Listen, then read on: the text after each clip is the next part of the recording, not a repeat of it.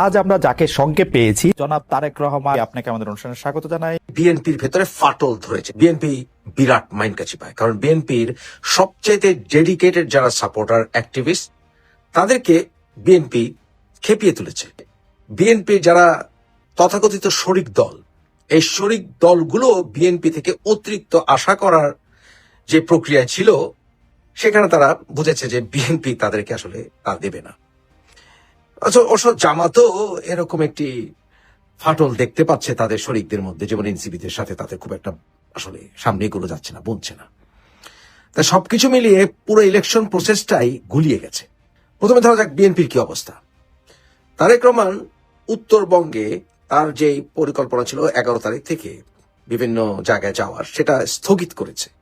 মাওলানা ভাসানীর কবর জিয়ারত সহ বিভিন্ন যে সকল পরিকল্পনা, তার নিজস্ব পূর্বপুরুষদের বাড়ি ঘর ভিটা, কত সাজ সমস্ত পরিকল্পনা, কিন্তু সবই স্থগিত করা হয়েছে। মির্জা ফখরুল ইসলাম আলমগীর সাংবাদিকদের বললেন যে তাদের বিভিন্ন নেতা কর্মীদেরকে হত্যা করা হচ্ছে যারা নির্বাচন চান না, এবং এছাড়াও পতিত শক্তি ইত্যাদি। মানে উনি ব্যাপারটা ক্লিয়ার করলেন না, উনি কি আওয়ামী লীগকে বোঝাচ্ছেন, না নির্বাচন যারা চাইছে না বা না চাওয়ার দিকে এগুচ্ছে তাদেরকে বোঝাচ্ছেন? জামাত বা এনসিপি তারা কি নির্বাচন থেকে সরে যাবে ইঙ্গিতে তাদের কথা বললেন?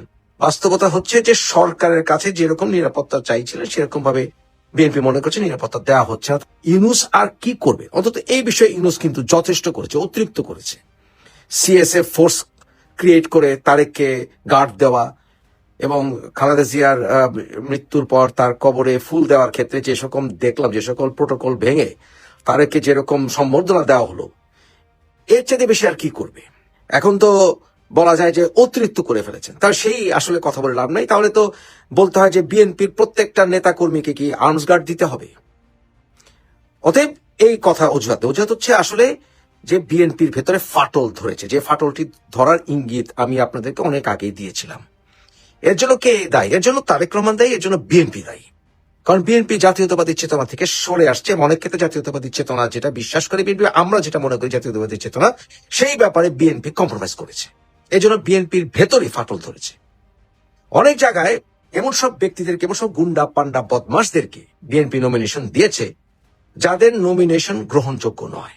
আপনাদেরকে বারবার একটি নাম বলেছি, 2,500-এ, যে 2,500-এ আজাদকে দিয়েছে। আজাদ একটি একেবারে নন ক্রিমিনাল। রুমিন ফারহানা বিএনপির বিপদ সময়ে সাথী ছিল, এবং রুমিন ফারহানার প্রতি যা করলো কেউ মেনে নিতে পারেনি। এমনকি আওয়ামী লীগের নেতারা অবাক হয়ে গেছে যে এটা কি আশ্চর্য। এনসিপি অবাক হয়েছে রুমিন ফারহানার সাথে এই কাজটি কেন করলো। কারণ কি তাহলে কি তারেক একেবারে 71-এর চেতনায় কথা বলে এরকম কোন মানুষকে সে সহ্য করতে পারবে না? ব্যাপারটি কিরকম? তাই এটাও গ্রহণযোগ্য নয়। তাই রুমিন ফারহানাকে ঘিরে অনেকেই ক্ষেপে উঠেছে, কারণ অনেকেই মনে করছে যে বিএনপি তাহলে তাদের সবচেয়ে ডেডিকেটেড লোকদেরকে পুরস্কৃত করতে বা সম্মান দিতে জানে না।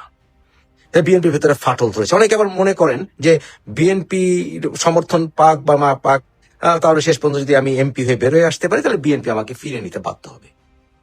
আবার বিএনপি তাদেরকে থ্রেট দিয়েছিল যে যদি দলের ডিসিপ্লিন না মেনে তোমরা যদি নির্বাচন চাও তাহলে দল থেকে বহিষ্কার করে দেবো। এই বহিষ্কারের আসলে কেউ ধার ধারেনি। প্রায় 50-এর বেশি বিএনপির বিদ্রোহী নেতারা, কর্মীরা দাঁড়িয়ে গেছে। কারণ তারেক যতই সে ডিস্টেন্স লার্নিং এর মতো ডিস্টেন্স পলিটিক্স করুক না কেন, সে মাঠে ঘাটের রাজনীতিতে সম্পৃক্ত নেই বহু বছর। অপর ক্ষেত্রে আমি যেমন মনে করি যে বহুদলীয় গণতন্ত্র বিএনপির আদর্শ, শহীদ রাষ্ট্রপতি জিয়াউর রহমানের আদর্শ, এবং সেই ক্ষেত্রে আওয়ামী লীগকে রাজনীতিতে ফিরে আনতেই হবে, অন্যথায় বাংলাদেশের গণতন্ত্র হুমকির সম্মুখে পড়বে। কারণ জাতীয়তাবাদী চেতনার মানুষরা বহুদলীয় গণতন্ত্রে বিশ্বাস করে, এটা আমরা জেনে এসেছি।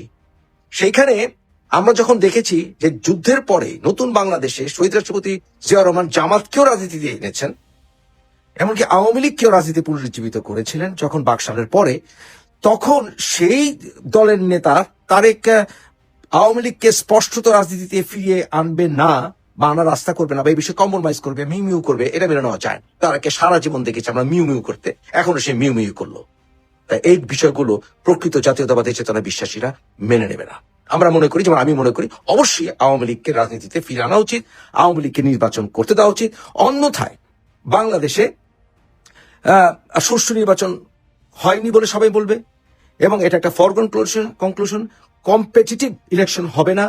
এবং বাংলাদেশে বিএনপি এবং তাদের বিরোধী দল, স্বাধীনতা বিরোধী যতই জামাত এখন যতই সুর পাল্টাক, যতই কর্নেল অলির মতো বেইমানকে সাথে নেক না কেন, জামাতকে অনেকেই আর এখন আর ওই মানে ওই কলঙ্ক থেকে মুক্ত করতে পারছে না। তাই ভারত কখনো জামাত শক্তিশালী বিরোধী দল হোক পার্লামেন্টে, আওয়ামী লীগ নাই একেবারেই, বিএনপি আছে, এগুলো তারা আসলে গ্রহণ করবে না। আপনারা আমি যখন কথাই বলি, এই দেশটি স্বাধীনতার ক্ষেত্রে অবশ্যই ভারতের একটা অবদান ছিল এবং পার্শ্ববর্তী দেশ বাংলাদেশ এবং ভারতের কোনো প্রকার স্টেক থাকবে না সেখানে, এটা ভারত মানবে না। বিএনপি তার বিভিন্ন ক্যান্ডিডেট চুজের ক্ষেত্রে শুধুমাত্র গুন্ডা পান্ডাদেরকে শুধু অনেক ক্ষেত্রে বেছে নেয়নি, বেছে নিয়েছে যারা কিনা সরাসরি সংবিধান বিরুদ্ধ। বিএনপি তো সংবিধান বাতিল হয়েছে, এটা চাইনি। বর্তমানে তো বিপ্লবী সরকারও না, সাংবিধানিক সরকারও না, ইন্টারিম গভর্নমেন্টও না, যে এই সরকারের আসলে ইলেকশন হোল্ড করার কোনো আসলে আইনের বৈধতাও নাই। বিপ্লবী সরকার হলে বুঝতাম যে সংবিধান স্থগিত হয়ে গেছে, বিপ্লবী সরকার, এখন যেন একটা নির্বাচন করা যায়, দ্বৈত নাগরিকত্ব থাকলে কি আর না থাকলে কি, হু কেয়ারস। কিন্তু তা তো নয়, তাহলে ধরি মাছ নাসি পনির করলে তো হয় না, এটা রাজনীতি নয়। এখন আমরা দেখতে পাচ্ছি যেমন মালিকের মতো, কায়সারের মতো দ্বৈত নাগরিক, যাদের নাগরিকত্ব ক্যান্সেলেশন কোনো প্রমাণ নেই, তাদেরকেও নমিনেশন দিয়ে বসে আছে জেনে শুনে, সংবিধান ভায়োলেট করে। তারেকের নিজের ব্যাপারও আমি 100% এখনো ক্লিয়ার হতে পারিনি। গণ অধিকারের ওই ভিপি নূর, সেও বলছে যে 40টা আসন চেয়েছিল তার শরিকরা, কিন্তু সেটা দেয়নি, মানে তাদের অসন্তুষ্টিও প্রকাশ পাচ্ছে। এবং এনসিপিতে তো ফাটল ধরেই গেছে।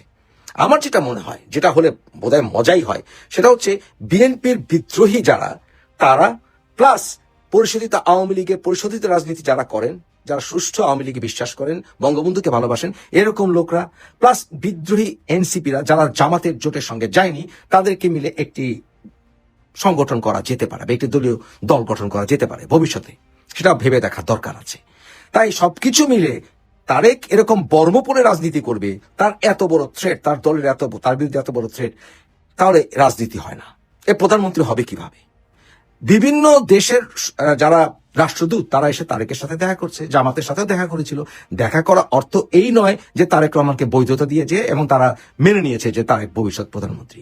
তারা আসছে সত্যিকার অর্থে তারেকের মনোভাব জানার জন্য, তারেকের পলিসি বোঝার জন্য এবং ইত্যাদি। এবং আজকে দেখলাম আবার বিএনপি নেতা দুলু, উনি বললেন যে বিএনপি 250 সিট পেলেও সবাইকে নিয়ে সাথে নিয়ে রাজনীতি করবে, সব দলকে সাথে নিয়ে রাজনীতি করবে। মানে কি? আওয়ামী লীগ তো কথাটা স্পষ্ট করে বললে হয় যে আওয়ামী লীগও ইনক্লুডেড, আওয়ামী লীগকে রাজনীতি ফিরে আনবো।